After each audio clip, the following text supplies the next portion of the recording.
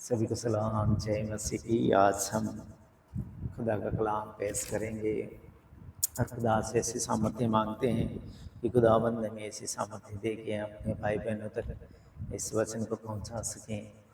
क्योंकि खुदा का कलाम कहता है, खुदा का वचन कहता है कि ज़मीन और आसमान टल सकते हैं लेकिन मेरे कहे हुए वचन नहीं टलेंगे। तो परमेश्वर के वचनों के ऊपर हमें चलना चाहिए, क्योंकि परमेश्वर के वचन नहीं टलेंगे। ज़मीन और आसमान हो सकता है टल जाए, लेकिन खुदा कहता है, परमेश्वर कहता है कि मेरे वचन जो है कि मैंने कह दिए वो नहीं टलेंगे, वो होना ही होना तय है वो। तो परमेश्वर का वचन इस धर्मशास्त्र में आज वचन संहिता उसका 33 अध्याय स्तुति का गीत, दाऊद ने स्तुति का गीत कैसे गाया उसके बारे में आज हम साझा करेंगे आपके साथ। तो खुदावंद हमें ऐसी सामर्थ्य दे, परमेश्वर हमें ऐसी सामर्थ्य दे कि हम इस वचन को समझ सकें और आप लोगों तक पहुंचा सकें। तो यहाँ पर खुदावंद का कलाम, खुदावंद का वचन कहता है, हे धर्मियों यहोवा के कारण जय जयकार करो। हे धर्मियों यहोवा के कारण, परमेश्वर के कारण, पिता के कारण जय जयकार करो, क्योंकि धर्मी लोगों को स्तुति करना शोभा देता है।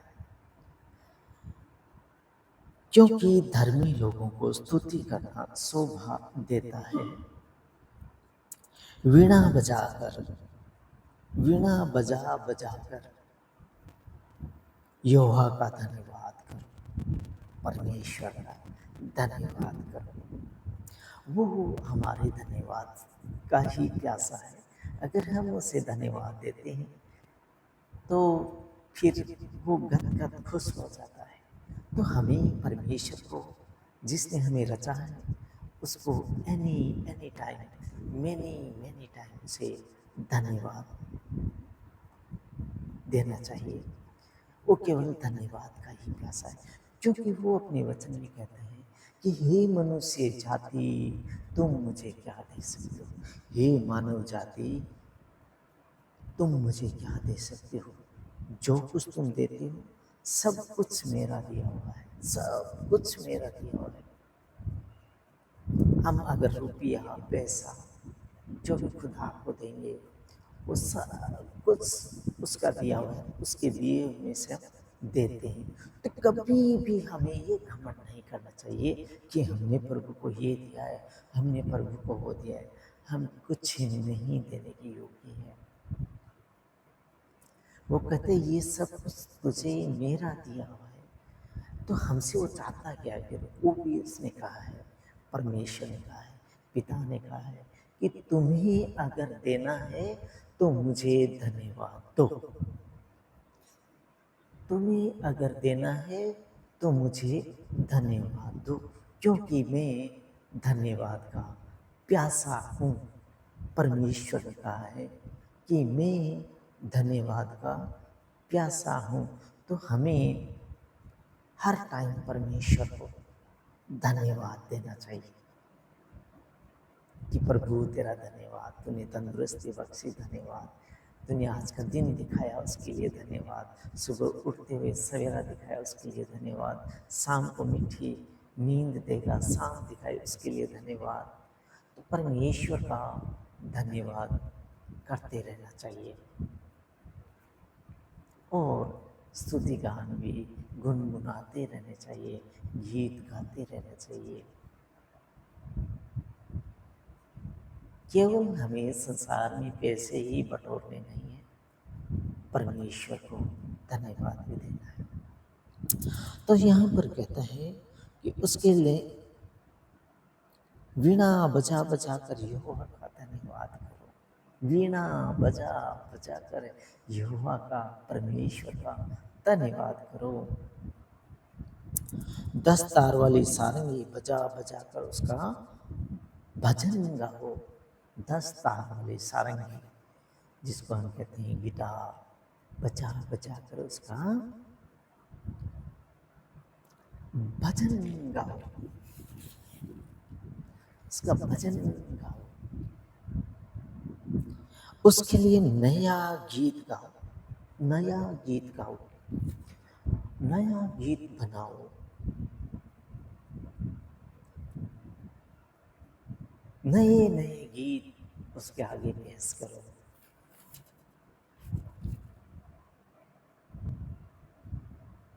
जय जयकार के साथ भली भांति बजाओ, जय जयकार के साथ भली भांति बजाओ, बजा बजा कर धन्यवाद करो, भजन गाओ, गीत गाओ।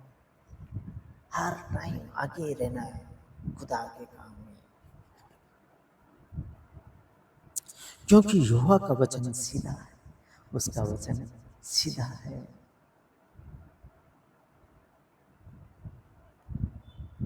और उसका सब काम सच्चाई से होता है, उसका सब काम जो है कि सच्चाई से होता है। वह धर्म और न्याय से प्रीति रखता है, वह धर्म और न्याय से प्रीति रखता है।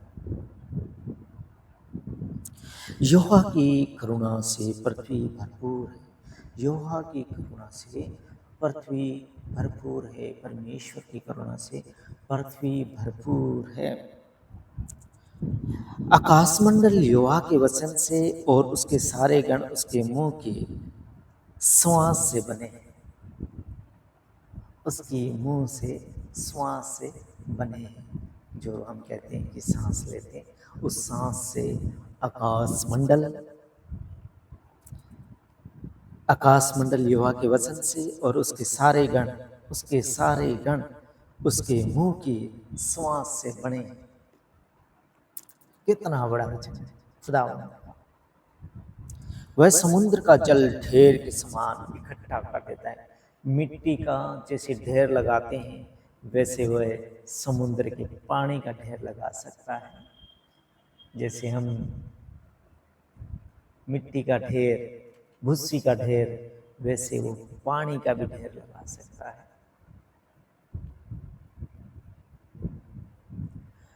उसकी लीला को कोई नहीं समझ सकता, उसकी लीला अपरंपार है, क्योंकि वो कहता है, उसका वचन कहते हैं कि मनुष्य की सोच में, मानव जाति की सोच में और परमेश्वर की सोच में जमीन और आसमान का कितना गैप है, उतना गैप है।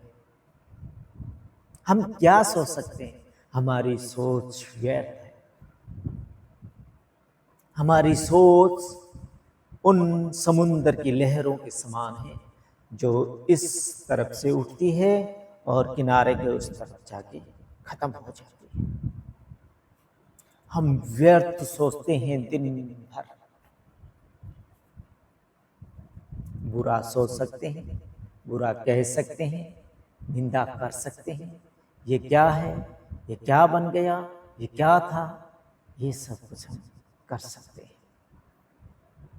लेकिन हमें परमेश्वर को, पिता को पुकारना चाहिए, जिसने हमें एक नई जिंदगी बख्शी है।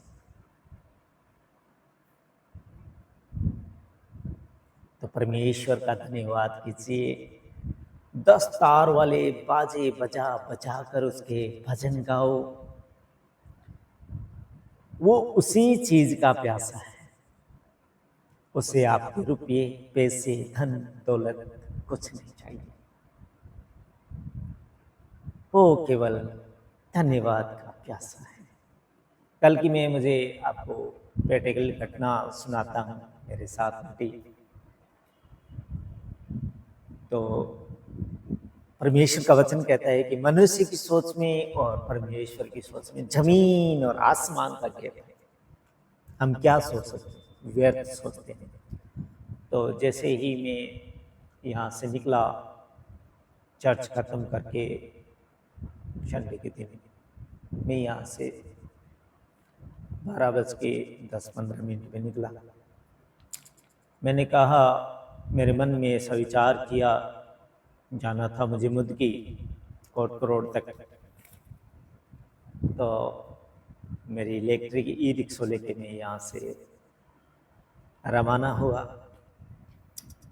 मैंने एक मन में वजीदपुर के ब्रिज पे चढ़ते हुए ऐसा मन में एक विचार किया कि मैं 2 बजे भाई के बाड़े पहुंचूंगा।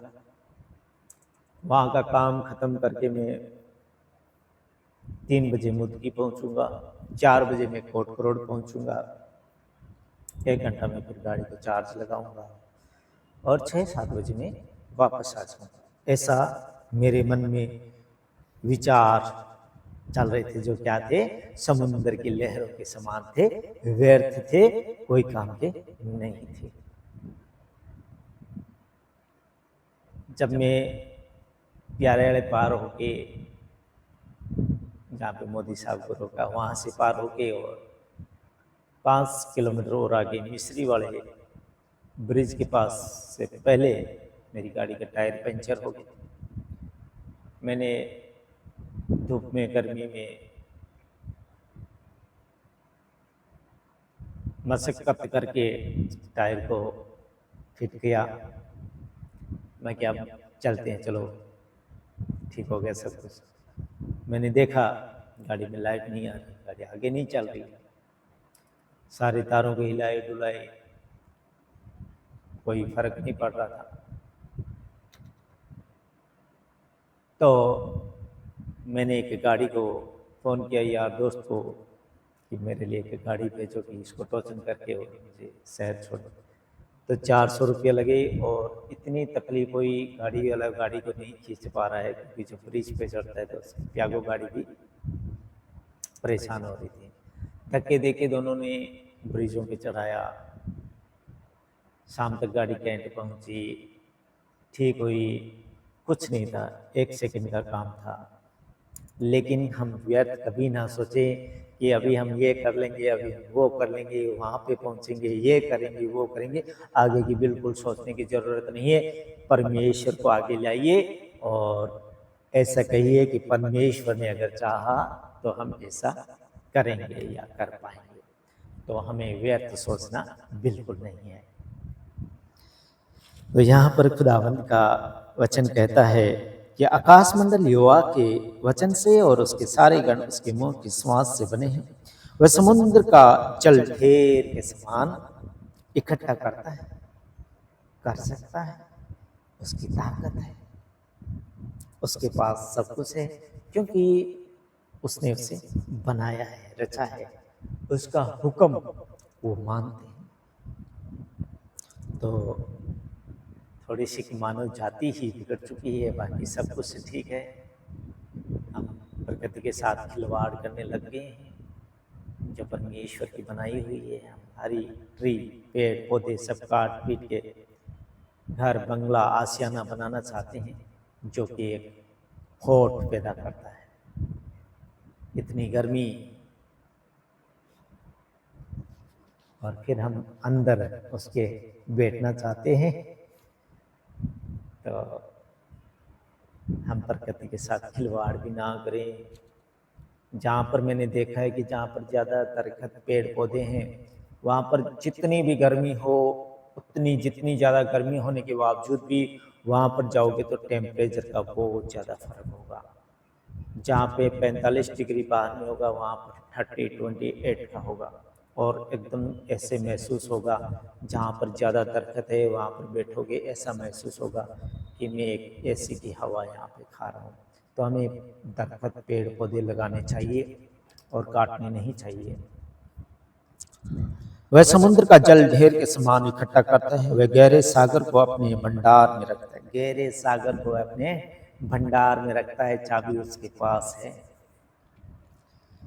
सारी पृथ्वी के लोग यहोवा से डरे, जगत के सब निवासी उसका भय माने। सारे जगत के लोग यहोवा से डरे, परमेश्वर से डरे, जगत के सब निवासी उसका भय माने, क्योंकि जब उसने कहा तब हो गया। क्योंकि जब उसने जिसको भी कहा, आकाश बनने के लिए कहा, पृथ्वी बनने के लिए कहा, चांद तारे बनने के लिए कहा, सूरज बनने के लिए कहा, हरे पेड़ पौधे बनने के लिए कहा, जानवर जीव जंतु बनने के लिए कहा, सब कुछ बन गए। और इस इंसान को उसने अपने हाथों से रचा।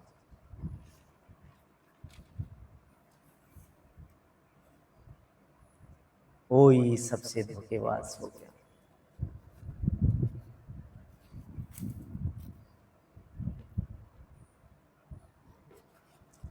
क्योंकि जब उसने कहा तब हो गया, जब उसने आज्ञा दी तब वास्तव में वैसा ही हो गया। कितनी बड़े वचन, अटूट वचन खुदा के हैं। यहोवा जाति जाति की युक्ति को व्यर्थ कर देता है। वह देश देश के लोगों को, देश देश के लोगों की कल्पनाओं को निष्फल कर देता है। जैसे कल दीपक की कल्पना क्या थी कि मैं कहाँ कहाँ पहुंचूंगा, निष्फल कर देता है। देश देश के लोगों की कल्पनाओं को, देश देश के लोगों की कल्पनाओं को निष्फल कर देता है। उनको सफल होने नहीं देता। यहोवा की युक्ति सर्वदा स्थिर रहेगी। उसकी युक्ति, परमेश्वर की युक्ति सर्वदा स्थिर रहेगी, ठहरी रहेगी।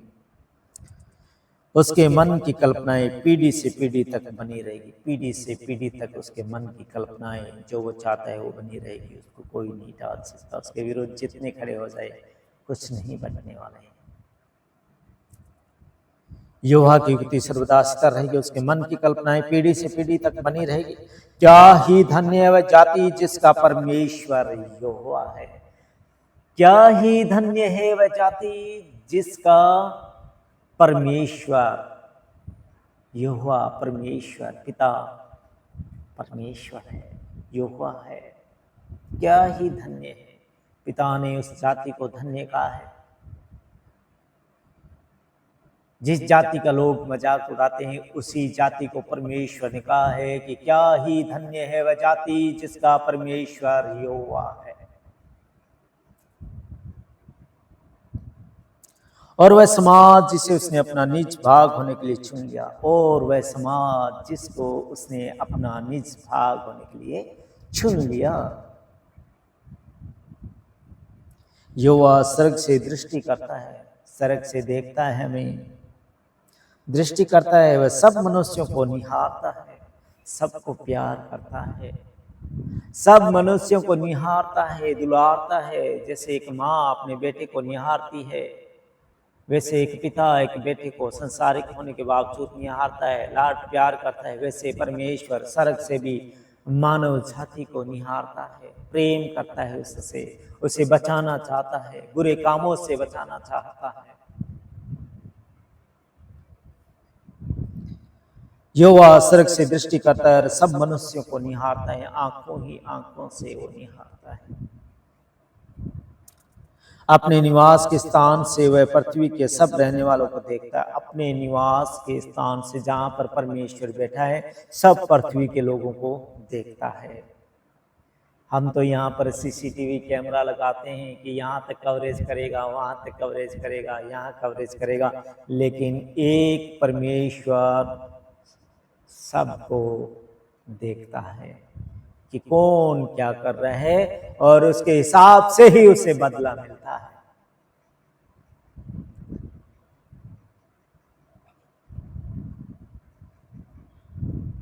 अपने निवास स्थान से वह पृथ्वी के सब रहने वालों को देखता है।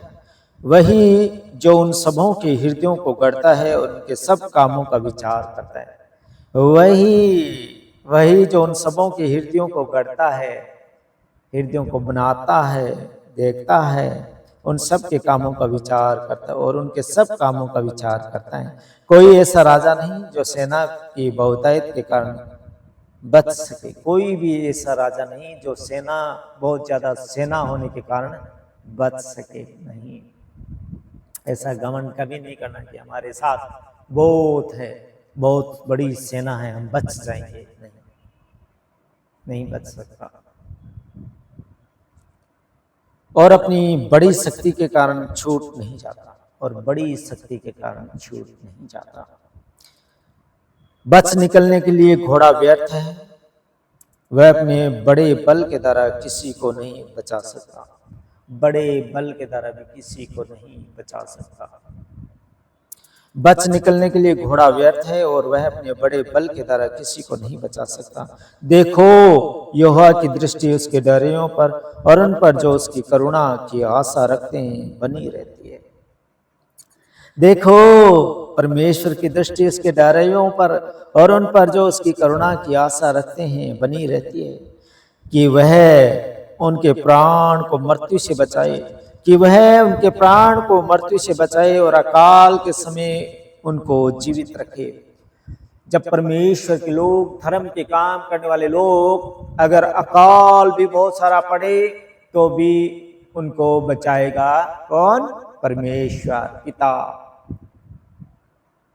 अकाल के समय उनको जीवित रखेगा, मरने नहीं देगा।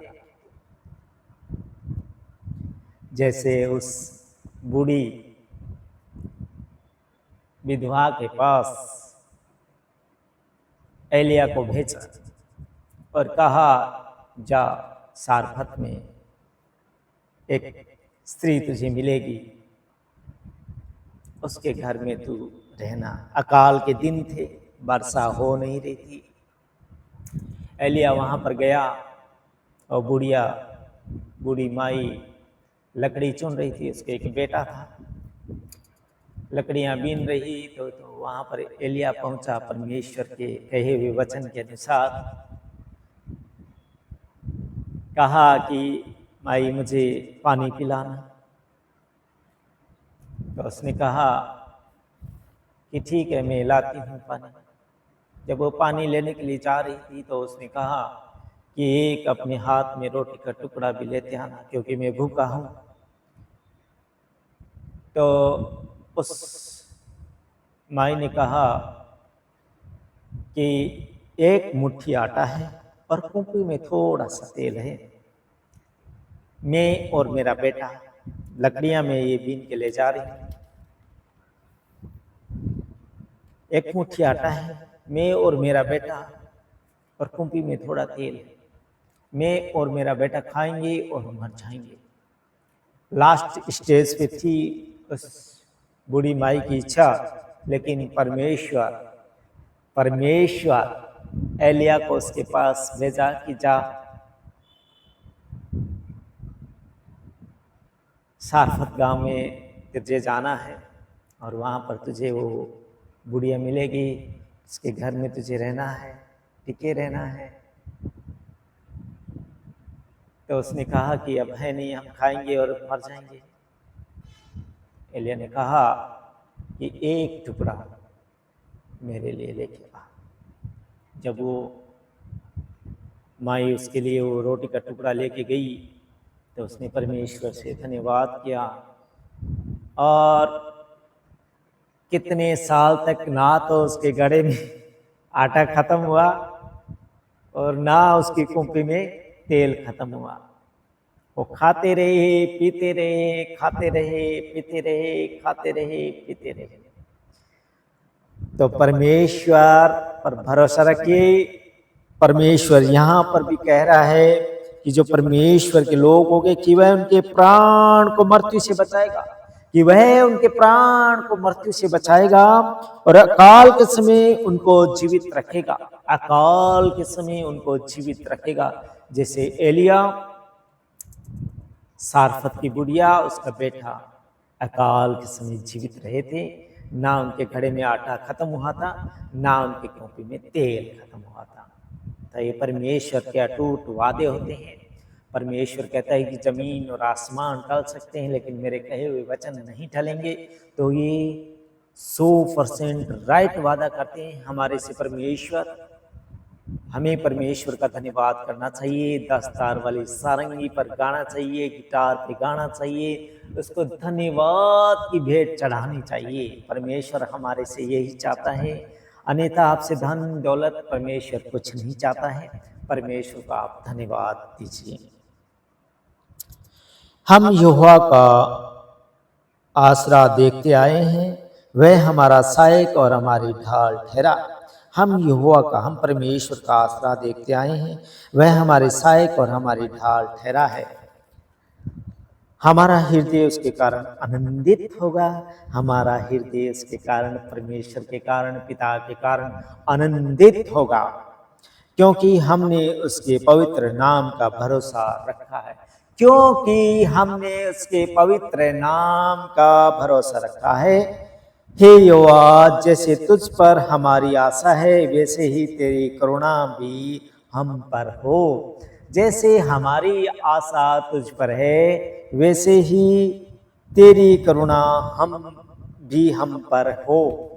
तो ये खुदा के अटूट वादे, अटूट वचन परमेश्वर के आपके साथ साझा हुए आज के दिन में, और हमारे को परमेश्वर ने ऐसी सामर्थ्य बख्शी कि इन वचनों को आपके साथ साझा कर सके।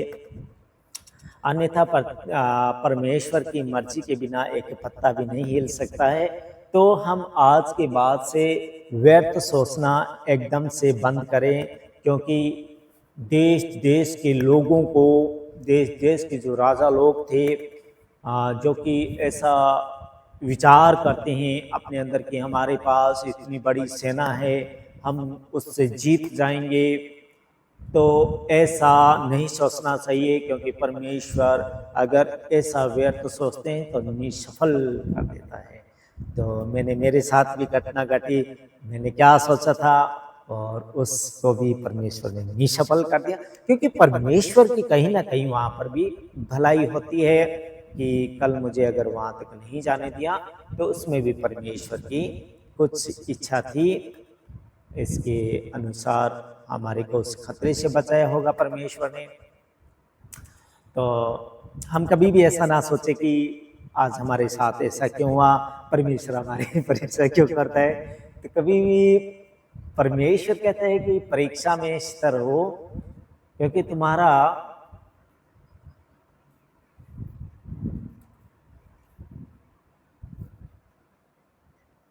परीक्षा में स्थिर रहो तो तुम्हारे को जीवन का वह मुकुट देगा जिसकी प्रतिज्ञा प्रभु ने अपने प्रेम करने वालों से की है। तो हमें परीक्षा में स्थिर रहना चाहिए। हमें पहले भी क्या करता था, हमें बड़ी अंदर से बुरी बुरी बातें निकाल देता था, क्या हो रहा है, ये मेरे साथ क्यों हो रहा है, ये क्या हो रहा है, इतना गर्म हो जाना, इतना चिड़चिड़ा हो जाना।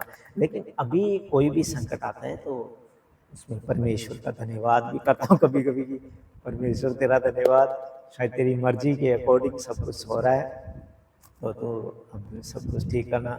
तो परमेश्वर जहाँ जो भी करता है अच्छा करता है। खुदा आप सबको बरकत व आशीष दे। आमीन।